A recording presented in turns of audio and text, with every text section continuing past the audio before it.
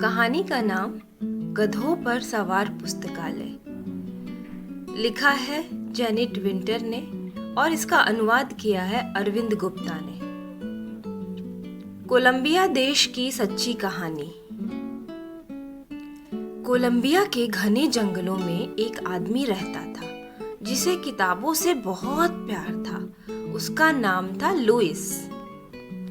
जैसे ही एक किताब खत्म होती वो झट से दूसरी पुस्तक घर ले आता। जल्द ही उसका पूरा घर किताबों से भर गया।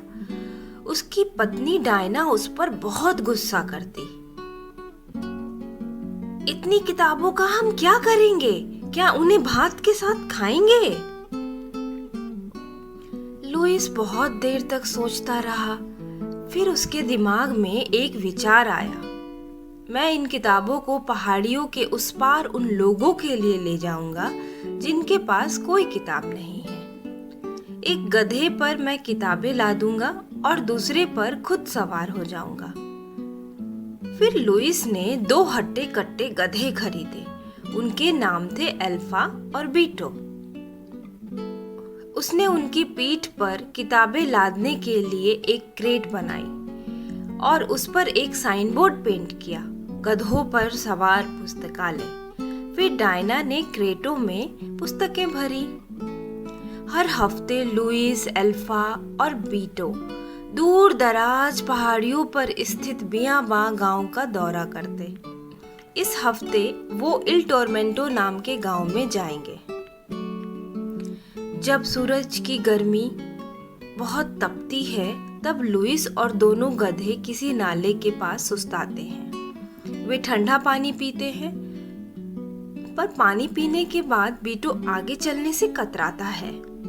लुइस बार बार उसकी लगाम खींचता है, परंतु बीटो अपने स्थान से टस से मस नहीं होता है। देखो, बच्चे हमारा इंतजार कर रहे होंगे। फिर कहीं जाकर बीटो नाले को पार करता है। पहाड़ी पर चढ़ते वक्त रास्ता एकदम सुनसान हो जाता है। वहां केवल चिड़ियों की चहचहाहट सुनाई देती है। तभी घुप अंधेरे में से एक डाकू कूदता है। मुझे चांदी दो, कृपया हमें जाने दो, लुइस प्रार्थना करता है। बच्चे हमारा इंतजार कर रहे होंगे। किताबें देखकर डाकू का पारा चढ़ जाता है। वो एक किताब रख लेता है और गुर्रा कर कहता है, याद रखो, अगली बार मुझे चांदी चाहिए। फिर चलता फिरता पुस्तकालय आगे बढ़ता है, पहाड़ियों को पार करता हुआ, और फिर आखिर में लुइस को नीचे घर दिखाई देते हैं। इल टोरमेंटो के बच्चे लुइस से मिलने के लिए दौड़ते हैं। किताबें चुनने से पहले लुइस उन्हें एक कहानी सुनाता है। आज मैं तुम्हारे लिए एक अनूठा उपहार लेकर आया हूँ, वो कहता है।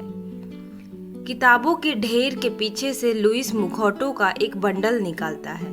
मुखौटे छोटे जानवरों के हैं। तुम अपने अपने मुखौटे पहन लो और फिर मैं तुम्हें जानवरों की कहानी सुनाऊंगा। कहानी खत्म होने के बाद सब बच्चे अपनी अपनी पसंद की एक किताब चुनते हैं। लुइस से अलविदा कहते हुए बच्चे किताबों को अपने कलेजे से चिपका कर रखते हैं। लुइस, अल्फा और बीटो पहाड़ियां लांघते हुए घर वापस जाते हैं। घर पहुंचते पहुंचते वो तमाम जंगल और नाले पार करते हैं। घर पहुंचकर लुइस अपने भूखे गधों को चारा देता है और डायना अपने भूखे पति को खाना देती है।